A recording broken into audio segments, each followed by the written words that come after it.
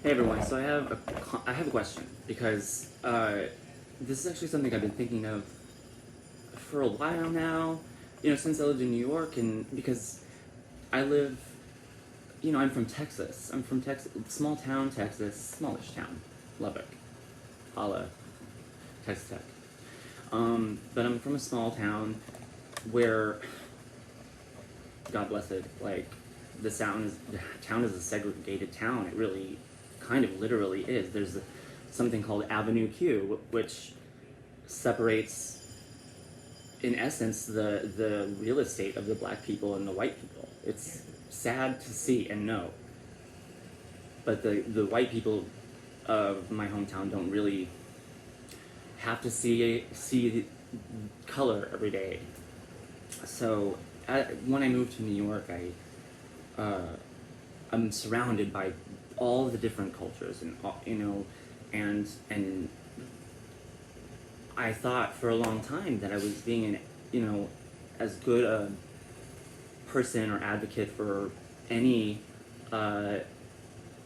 marginalized person that I could, right?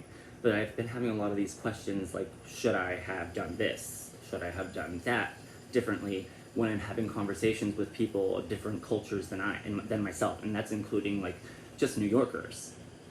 But right now, I want to talk about the my conversations or my interactions with black people, because there is a kind of like fear of what you don't know, right?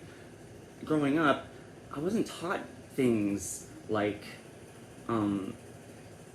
black people are worse or were slaves. I did learn that at some point, but it wasn't like talked about a lot from that because I'm from the South, slavery. Um, but uh, but there's a fear of what you don't know, and when I would encounter somebody of color in a small town, lots of things happen. People give what, because the conversation had not even been close to starting, and that's what I really want to do right now. But when I would have these encounters as a child with black people, African Americans, there was always a chip on their shoulder, seemingly, or I didn't understand their culture enough to understand that they were being nice or being funny with me, or so I just wasn't exposed to it enough as a child, to them as African Americans enough as a child. So now that I'm in New York, been in New York for God so many years, I see black people as my neighbor, and I have always been the kind of person that thinks I don't want to be treated like, I don't want to be defined by what I look like, or ever everybody's a human being. Like, I've always thought that. I've never passed judgments. This is true. I've never passed judgments on the actions of anybody, including African Americans, because I've always, on an intellectual level, known that there's got to be some reason that they're angry. And angry at me. I had a black bully as a kid. Actually, he was my only bully ever. But I just kind of, the only way I dealt with him, the only way I knew how, and that was just to just pretend he wasn't there. I wouldn't respond to him at all. He would like slap the back of my head when I was walking, but I was just like, if I just pretend he's not there, he will just wear himself out and go chill somewhere. And that's exactly what would happen. And he knew he couldn't mess with me. And that's what people say. They say, steer into it, right? Or they say, the more you react, the more they're gonna mess with you. People in general. And so, but so today I had. Let me talk about the really nice interactions that I could have had or should have had recently. During like the middle of the protests and during the fireworks and during the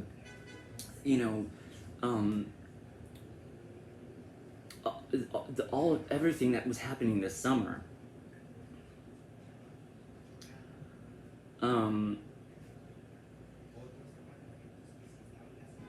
I zoned out for a second. I went down. I was in the process of purchasing a new dresser, and so I went downstairs. And me and my husband were trying to get it upstairs, but he's tiny, I'm frail, and that's just the facts. And there were three African American boys sitting on my stoop, and my husband was just freaking out at them because he pops off on literally everybody. That's why I'm scared of the fact that I have given him pepper spray. But so I was like, I feel weird asking them to help, even though I know they would help. They so would help, especially because I was willing to like pay money. Like I would help somebody with moving something for money. It was like I was like, I'll give you $50, and then I'd give them a box of cookies. But like eventually, they saw us struggling so much, not soon enough to where I didn't throw my back out for a week, but whatever. But eventually one of the guys came over, and I think he was probably Dominican because he was, his name was Juan. I asked him, I was like, hey, what's your name? He's like, Juan. He helped us up the stairs with this thing, and we gave him money, and because I felt bad, and I would never ask somebody. But the fact that he offered in the middle of all of this, like, that's cool. That's really cool. You know? Thank you, Juan. And these are the kind of positive experiences that the people of color and the people of, well, I don't want to say non-color, but white people, I guess, need to be inflicting on each other. We need to be purposefully doing these nice things for each other. And another thing that happened to me today that I really regret, now that I'm thinking about it, I really regret having not said something. But I'm walking home with my groceries, and this black guy had his mask down under his chin, how some people do, like when they're smoking or whatever, walking not near somebody. And saw me 10 feet away, boom. And I wanted to be like, thank you so much for putting your mask on. And I don't know, like, would I have done that if it was somebody not of color? I don't know. I'm trying to be really candid and be really, like, honest about this. And I think I'm a nervous enough person, to be honest, that it would not have mattered. I would not have said hello or thank you or anything to this person. I always greet people in my neighborhood. I do. I treat people with the utmost respect, no matter who they are. But I regret not saying, like, hey, thank you for putting your mask on when you saw me coming, because that's an act of just, actually, this is something that I want to know. Let's start a conversation about this. Is this something that I should have done, or is this something that I should not have done? Do you think it would have been awkward for him or me? Or do you think, even though it would have been awkward, it would have been worth it because it starts a different kind of dialogue between non-seeming people, seemingly not fitting people, or that's not the words I want to use.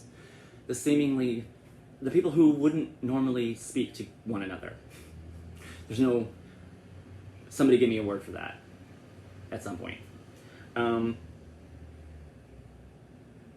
Is it worth the awkwardness to all of you, to me, to have these awkward conversations. I don't know if any of you guys would do the same. Like I always tell people, like, oh my god, thank you, please. I say please all the time. It's just that is how I was brought up, for sure. If there was one thing I learned, and it wasn't from my parents or my family, for sure, I learned to say please and thank you. Thank you so much.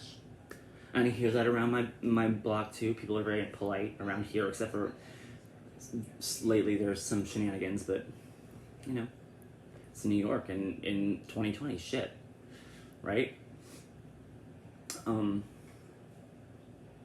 So yeah, like, let's talk about it.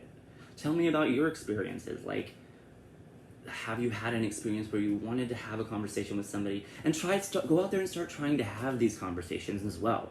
Go out there, and if you are standing next to an African American or Asian person next to you in line, say hello. Don't act scared of them. That's a lot of the problem. Like, people smell fear on other people. They don't want to be feared. I mean, maybe some of them do. I don't know. I don't know everybody. But I don't want to be feared.